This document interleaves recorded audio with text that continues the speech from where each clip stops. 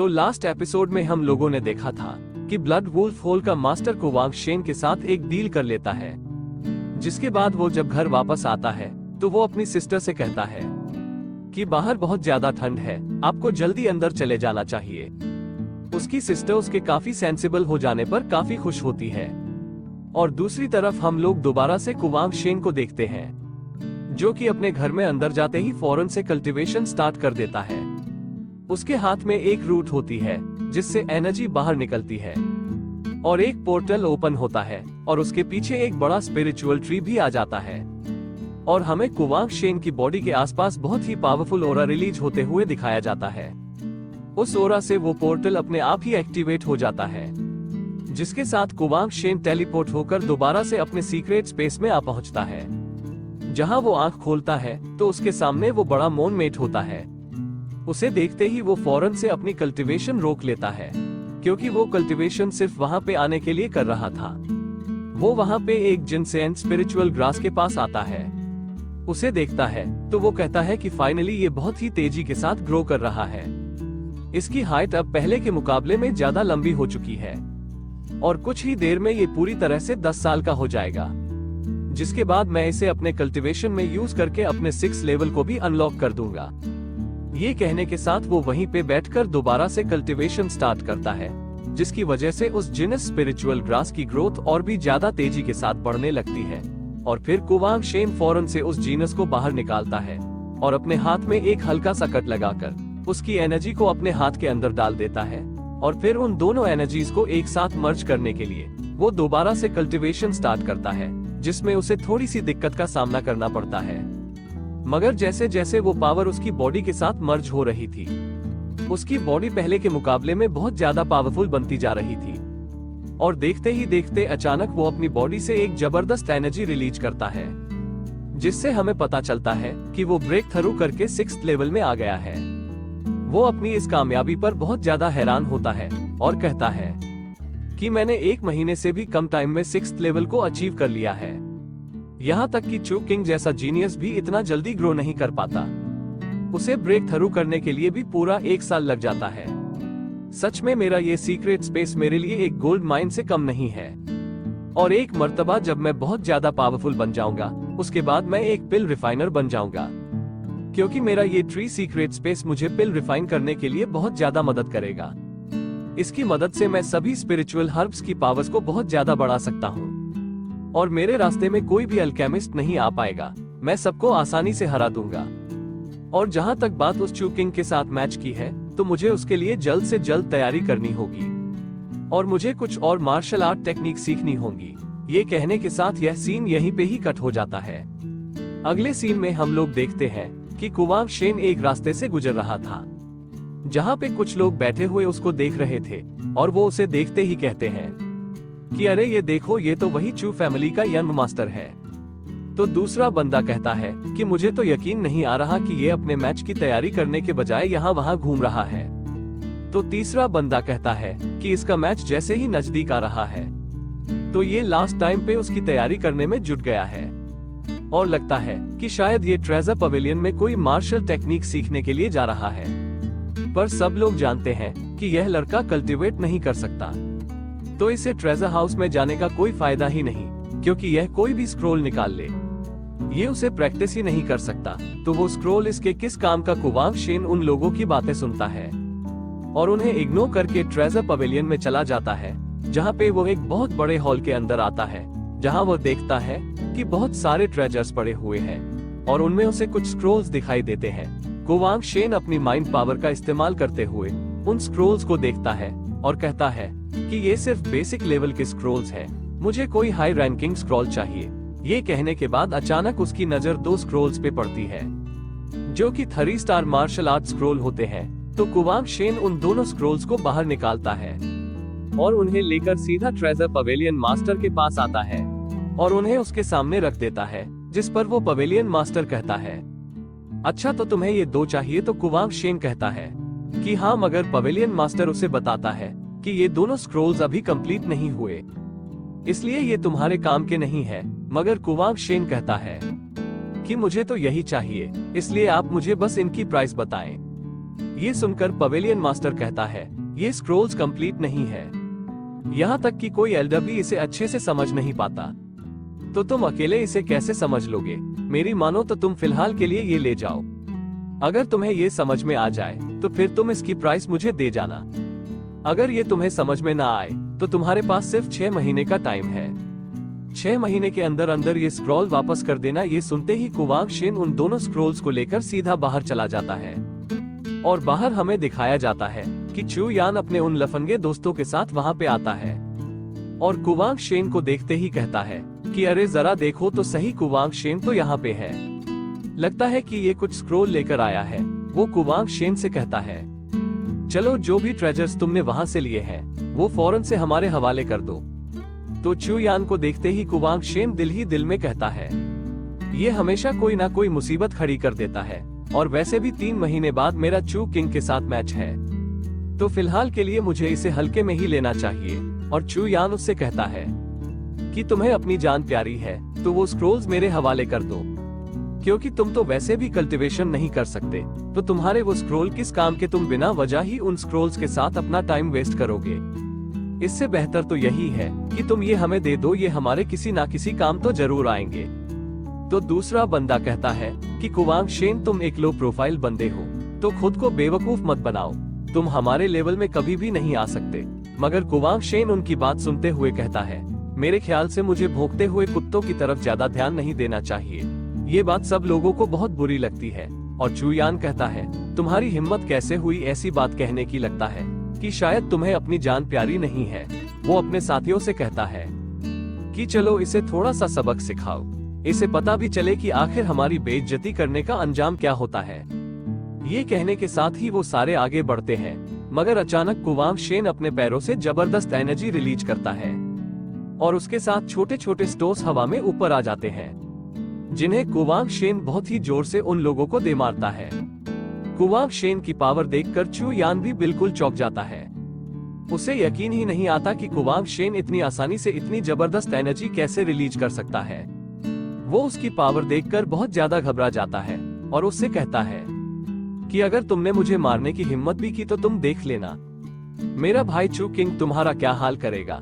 ये सुनकर कुवांग शेन उसे एक जबरदस्त एनर्जी पंच मारते हुए कहता है कि मैं जानता हूँ मैं किसे मार रहा हूँ। उस एक पंच से चू यान की हालत खराब हो जाती है और कुवांग शेन आहिस्ता आहिस्ता उसके करीब आ जाता है और जैसे ही उसके बिल्कुल पास पहुँचता है तो वो दोबारा से अपने पैरों से एक जबरदस्त ओरा रिलीज करता है, जिससे चू यान फौरन से पीछे हट जाता है। कह रहा होता है कि तुम्हारी हिम्मत कैसे हुई मेरे साथ इस तरह बिहेव करने की, तुम देख लेना, इसका अंजाम बहुत बुरा होगा। ये घर आता है और अपनी कल्टीवेशन स्टार्ट करते हुए अपने हाथों में मौजूद उस रूट को जैसे ही एक्टिवेट करता है तो हम देखते हैं उसके पीछे वही स्पिरिचुअल ट्री आ जाता है, जिससे वो पोर्टल अपने आप ही एक्टिवेट हो जाता है और देखते ही देखते कुवांग शेन की एनर्जी से कनेक्ट होते ही वो उसे अपने अंदर खींच लेता है, जिसके बाद कुवांग शेन दोबारा से अपने सीक्रेट स्पेस में आ पहुंचता है और वो 2 स्क्रोल्स अपनी बॉडी से बाहर निकालकर सीधा उस मोमेंट के अंदर भेज देता है, जिसके बाद हम देखते हैं कि उन दोनों ही स्क्रोल्स की एनर्जी बाहर निकलकर कुवांग शेन के चारों तरफ आ जाती है। उन दोनों एनर्जीज को देखकर कुवांग शेन कहता है कि इन दोनों का स्ट्रक्चर तो बिल्कुल मेरे 6 स्टार रियलम के साथ मैच कर रहा है। सच में जाने अनजाने में मुझे एक बहुत ही अच्छा ट्रेजर मिल गया है। जिसके बाद वो अपनी मेरिडियंस को अनलॉक करने की कोशिश करता है ताकि वो उन सारी टेक्निक्स को अपने मेरिडियंस के अंदर एब्जॉर्ब कर ले। तो हम देखते हैं कि वो पहली टेक्निक को तो बहुत ही आसानी के साथ एब्जॉर्ब कर लेता है, जिससे वो उस टेक्निक को फौरन से सीख जाता है। तो वो सबसे पहले एक टेक्निक को अपनी बॉडी के अंदर एब्जॉर्ब करने की कोशिश करता है, जिसमें वो अपने अंदर बहुत ही ज्यादा पावर फील करना शुरू कर देता है और कहता है कि यह तो 9 थंडर सील है। वो उसे अपनी बॉडी के साथ जैसे ही एक्टिवेट करता है तो हम देखते हैं कि उसके स्टार के साथ 9 थंडर सील भी आ जाती है और वो चू किंग के बारे में कहता है कि एक मर्तबा हम दोनों के बीच में फाइट हो जाए, उसके बाद मैं तुम्हें इस लायक भी नहीं छोड़ूंगा कि तुम किसी को मुंह दिखाने के लायक रहो। जिसके बाद हम लोग देखते हैं कि कुवांग शेन काफी टाइम तक वहीं पे ही प्रैक्टिस करता रहता है और फिर अपनी एनर्जी से एक पेड़ पर एक जबरदस्त अटैक करके उसे बीच में से ही तोड़ देता है, जिसके बाद वो दोबारा से अपनी की को जनरेट करना शुरू करता है और हम देखते हैं कि वो जब बहुत ज्यादा एनर्जी जनरेट करता है तो उससे एक और जबरदस्त ब्लास्ट करता है, जिसके साथ ये सीन यहीं पे कट होता है। अगले सीन में हम देखते हैं कि 3 महीने का टाइम पूरा हो चुका है और अब वक्त आ गया है कि चू किंग और कुवांग शेन के बीच में फाइट हो, और उसके लिए सारे ही चू फैमिली के मेंबर्स इकट्ठा होना शुरू हो जाते हैं और हमें दिखाया जाता है कि वहाँ पे कुवांग शेन अपनी सिस्टर क्यूआर और युआन के साथ आ जाता है, जिसे देखते ही वहाँ मौजूद कुछ लोग कहते हैं कि आखिर ये किस तरह का कंपटीशन है। इन दोनों के बीच में कोई भी कंपैरिजन नहीं किया जा सकता। एक तरफ तो ये लड़का जो कि कल्टीवेट भी नहीं कर सकता, और दूसरी तरफ चू फैमिली का यंग मास्टर जो कि एक जीनियस है। ये मुकाबला तो वैसे ही एक तरफा होने वाला है, मगर उसके बराबर में बैठा दूसरे डिसाइबल उससे कहता है कि सुनो ब्रदर, शायद तुम नहीं जानते, मगर जिस लड़के को तुम नोसिकिया कह रहे हो, ये लड़का अब एक कल्टीवेटर बन चुका है और इसने कुछ दिन पहले चू यांग को हरा दिया है। जिसके बाद हम देखते हैं कि वहाँ पे मिस लीन भी आ जाती है और वो कुवांग शेन से कहती है कि मैंने सुना है कि तुम कल्टीवेट कर सकते हो, मगर मुझे इससे कोई फर्क नहीं पड़ता कि तुम कल्टीवेट कर सकते हो या नहीं। मैं तुम्हें ये बताने के लिए आई हूँ कि तुम यह मैच जीतो या हारो, हमारी एंगेजमेंट तो वैसे ही खत्म हो जाएगी, क्योंकि अब मुझे कोई और पसंद आ गया है और तुम्हें भी शायद इसका नाम सुनकर काफी खुशी होगी। लोग उसे मेड लॉर्ड कहकर पुकारते हैं। ये सुनते ही कुवांग शेन उससे कहता है कि मुझे याद दिलाने के लिए बहुत बहुत शुक्रिया, मगर जहाँ तक मुझे पता है मैं हुआंग जून को काफी अच्छे से जानता हूँ। वो लड़कियों में जरा भी इंटरेस्टेड नहीं है और तुम्हारे जैसी लड़की को तो वो घास भी नहीं डालता। ये सुनकर मिस लिंग गुस्से में कहती है कि तुम्हें जितना शो ऑफ करना है कर लो, क्योंकि इस मैच के बाद तुम्हारी ऐसी हालत ही नहीं होगी कि तुम कोई शो ऑफ कर पाओगे। ये कहते ही वो गुस्से में वहां से चली जाती है और फिर कुवांग शेन कहता है कि इस मैच के बाद तो तुम्हारी भी अकड़ निकल जाएगी। चू फैमिली के सारे ही मास्टर्स वहां पे पहुंच चुके थे और फिर आखिर में उनका ग्रेट एल्डर भी वहां पे आ जाता है, जो कि आते ही सबको वहां पे बैठने के लिए कहता है। सब लोग बिल्कुल रिलैक्स होकर बैठे हुए थे और ग्रेट एल्डर कुवांग शेन की तरफ देखता है और हल्का सा मुस्कुरा देता है।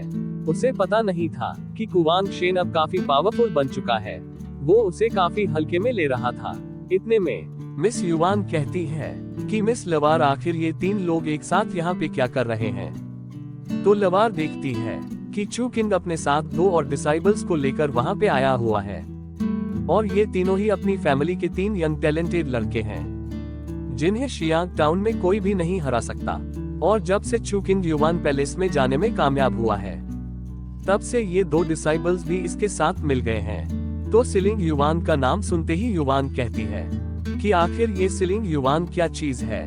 तो लवार बताती है कि ये उन 10 जगहों में से एक जगह है जो कि शन लॉन्ग एम्परर से बिलोंग करती है। उसके अंदर बहुत ही ज्यादा पावरफुल फोर्स होती है और कहा जाता है कि उस सिलिंग युवान के अंदर एक बहुत बड़ा घर भी मौजूद है।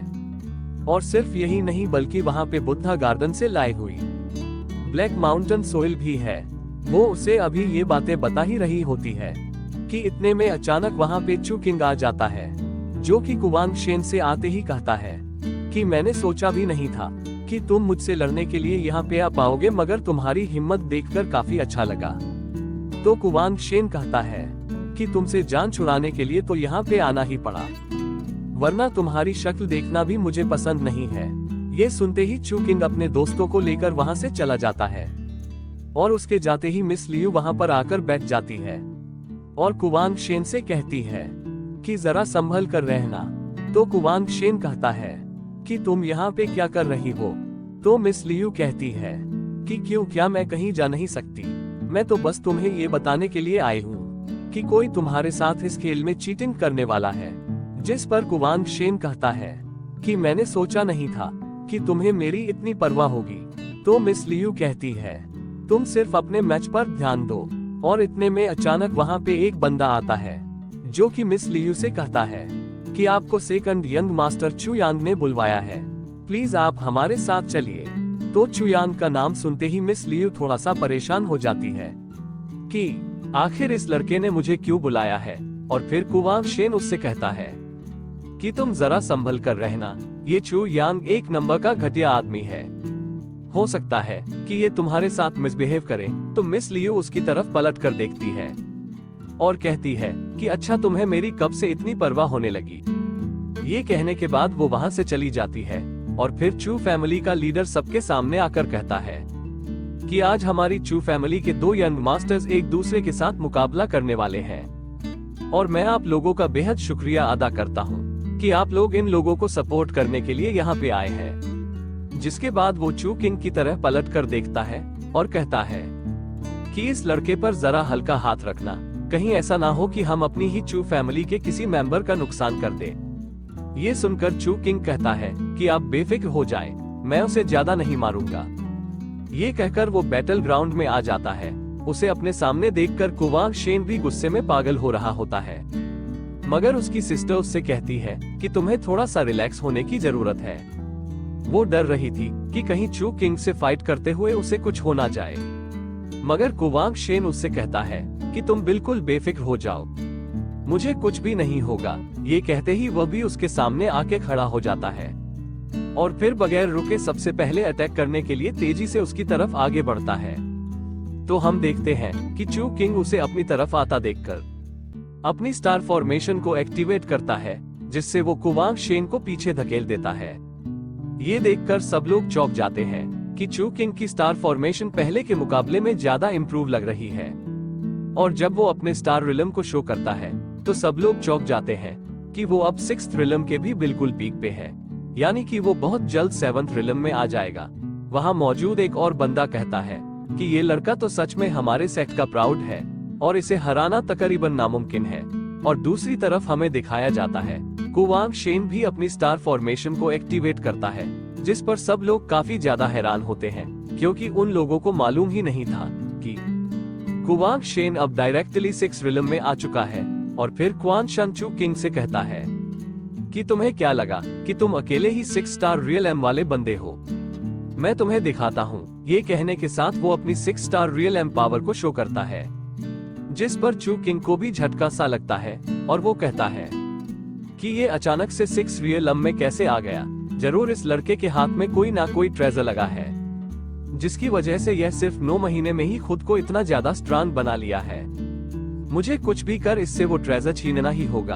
ये कहने के बाद वो दोनों ही लड़ने के लिए बिल्कुल तैयार होकर खड़े हो जाते हैं कि चू किंग लू शफ टेक्निक का इस्तेमाल करता है, जिससे वो जमीन को चीरते हुए सीधा कुवांग शेन को घेर लेता है।